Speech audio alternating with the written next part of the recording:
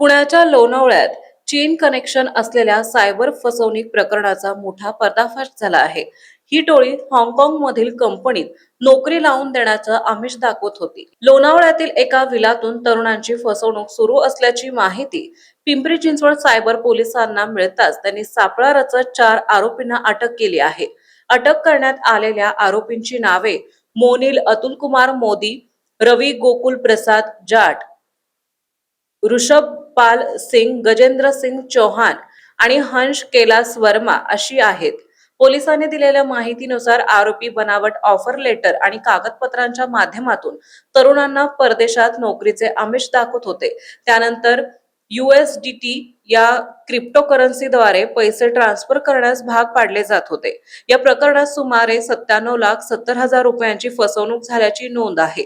आजवर अनेकांना 1 कोटी रुपयांहून अधिकचा गंडा घातल्याची कबुली आरोपींनी दिली आहे।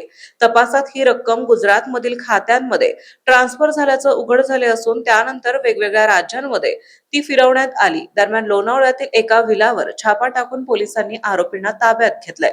कारवाई दरम्यान 1 laptop, 7 mobile, 14 credit card, web कॅमेरे, बँक खाते किट आणि बनावट स्टॅम्प असा मोठा मुद्देमाल जप्त करण्यात आलाय।